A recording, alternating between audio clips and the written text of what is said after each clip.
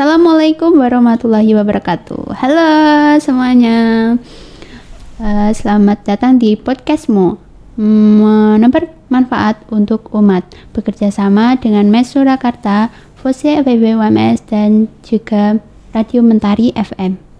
Di sini saya Revi akan memandu diskusi tentang kaderisasi pada suatu organisasi, dan di sini saya bersama dua pembicara keren nih dari Fose FEB-UMS.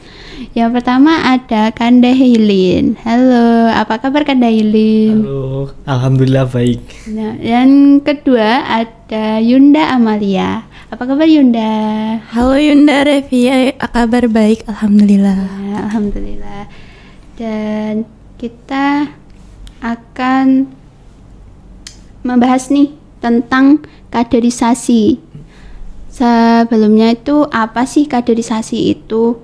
Mungkin Kanda Helin dulu bisa menjelaskan. Baik, mungkin secara definisi kaderisasi itu adalah suatu proses kita memanajemen sumber daya manusia kita, baik dari anggota maupun calon-calon kader kita untuk meneruskan kembali visi dan misi dari organisasi kita itu. Kurang lebih begitu. Oke, yang kedua menurut menurut Yunda Amalia bagaimana? Kaderisasi itu penting ya di dalam sebuah organisasi, karena kaderisasi itu sendiri memastikan sebuah organisasi tidak hanya bergantung pada satu generasi saja, melainkan organisasi yang sukses itu mempunyai regenerasi yang terstruktur, kurang lebih begitu. Oke, dalam kaderisasi itu kan pasti ada tantangannya ya. Ya. Menurut Kanda Hilin nih, apa tantangan yang terbesarnya? Baik, kalau menurut saya tantangan dari kaderisasi itu sendiri yang pertama yaitu kita diharuskan untuk memahami karakter dari masing-masing kader maupun anggota di Fose ini sendiri. Dan itu menurut saya sangat challenging ya, karena setiap karakter itu memiliki penanganan atau treat yang berbeda. Jadi kita harus bisa menyesuaikan dengan karakter-karakter anggota maupun calon kader di Fose itu sendiri, serta mungkin lebih ke individu ataupun masing-masing itu sendiri. Terkadang juga ada yang bermasalah ataupun kadang ada yang menghilang dari proker, itu pun juga jadi masalah bagi kami gitu. Oke. Kan Kanda Hilin tadi sudah menjelaskan nih apa tantangannya. Nah, dari Yunda Amalia sendiri bagaimana sih solusinya kita menghadapi tantangan tersebut? Yang pasti yang utama itu kita harus menciptakan lingkungan yang sehat terlebih dahulu, dan lingkungan yang mendukung. Misalnya kita memberikan kesempatan kepada kader baru atau anggota baru untuk melakukan peran penting, tapi disesuaikan dengan kapasitas anggota baru. Selain itu, senior atau pimpinan juga bersikap sebagai mentor, bukan hanya sebagai atasan. Sebagai mentor itu harus melakukan pendekatan secara personal kepada anggota baru atau kader baru gitu. Oke. Kita akan membahas itu. Kita kan udah membahas banyak teori dan juga tantangannya kan. Nah, sekarang kita mau berbagi cerita inspiratif dari kalian. Bagaimana sih ceritanya gitu dalam proses kaderisasi? Yang pertama Kanda Hilin dulu ya. Mungkin kalau dari saya cerita inspiratif itu bisa dimulai dari waktu open recruitment, di mana waktu itu juga saya bertugas sebagai LO, dan alhamdulillah dengan itu saya juga bisa menginspirasi para calon kader ini bisa masuk ke Fose. Alhamdulillahnya juga kita juga mendapatkan pendaftar yang lumayan banyak pada tahun ini. Itu yang pertama. Dan yang kedua mungkin untuk ke anggota-anggota sendiri sih. Untuk periode ini kan alhamdulillah juga banyak yang aktif di internal maupun di eksternal. Dan itu juga menurut saya jadi inspiratif tersendiri gitu. Oke, banyak ya anggotanya yang daftar? Iya. Terus Yunda Amalia, apa nih ceritanya? Kurang lebih sama sih. Saat rekrutmen kemarin, kita sebagai anggota kaderisasi atau anggota FUSE itu memberikan citra FUSE yang baik kepada anggota baru atau kader-kader baru. Kita memberikan proker, menceritakan keunggulan dari FUSE itu sendiri. Mungkin untuk pembedanya itu kita ada namanya kajian Sri Kandi. Kajian Sri Kandi itu sendiri yang diikuti oleh anggota FUSE yang perempuan. Kita banyak membahas tentang mental health perempuan, fikih perempuan, atau berdakwah melalui media sosial.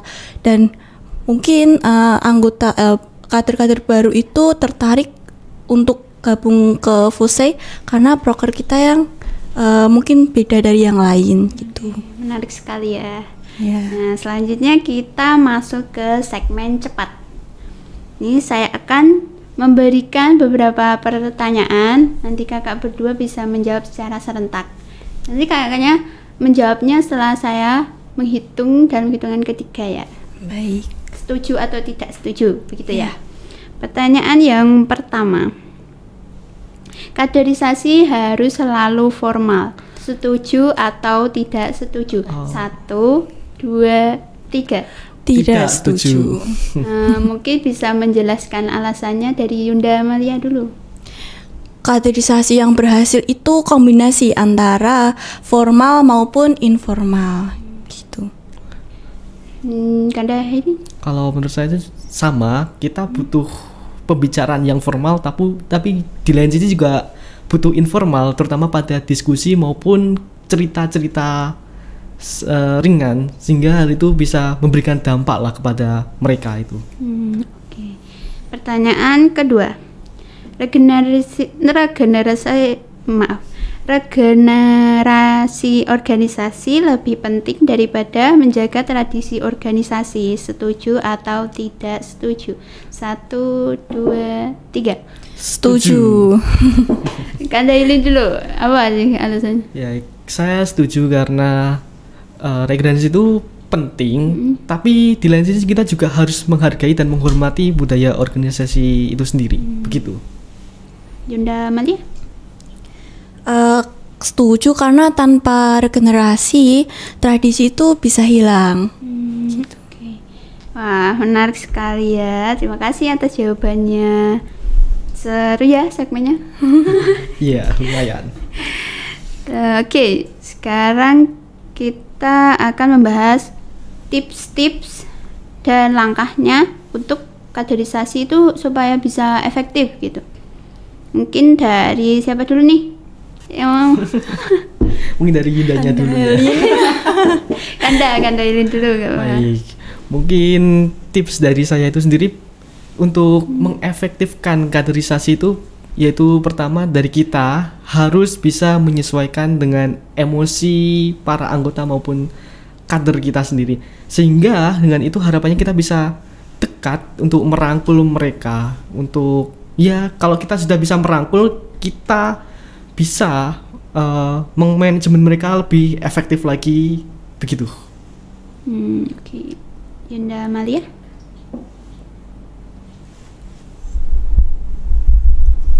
Maria gimana? Mungkin untuk tipsnya tuh jangan lupa untuk melakukan evaluasi dan umpan balik secara berkala. Jangan berhenti pada saat perekrutmen awal, tetapi melanjutkan dengan pembinaan yang berkelanjut. Begitu, kurang lebih begitu. Oke, tipsnya sangat luar biasa sekali ya. Jadi kaderisasi itu bukan hanya proses formal, tapi juga bagaimana sih kita membangun hubungan antar anggota, gitu ya. Dan banyak sekali insight pada kali ini. Terima kasih Kanda Helin dan juga Yunda Amalia yang sudah berkenan untuk sharing-sharing pada kesempatan kali ini. Sebelum kita tutup, ada pesan untuk para pendengar. Mungkin kalau dari saya sendiri, jangan takut untuk mencoba ya, karena hidup ini sekali ya. Jadi manfaatkanlah semua peluang yang ada, begitu. Oke, Yunda Amalia. Untuk saya, bangunlah kaderisasi yang berorientasi untuk masa depan, bukan untuk pada saat ini saja. Dan regenerasi itu investasi ya teman-teman.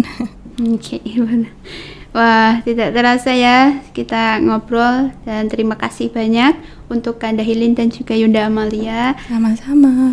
atas sharingnya. Semoga teman-teman para pendengar semua bisa mengambil inspirasi dan juga bisa mengamalkannya pada organisasinya masing-masing. Oke, sampai jumpa di kesempatan berikutnya. Tetap semangat dan terus berkembang. Wassalamualaikum warahmatullahi wabarakatuh.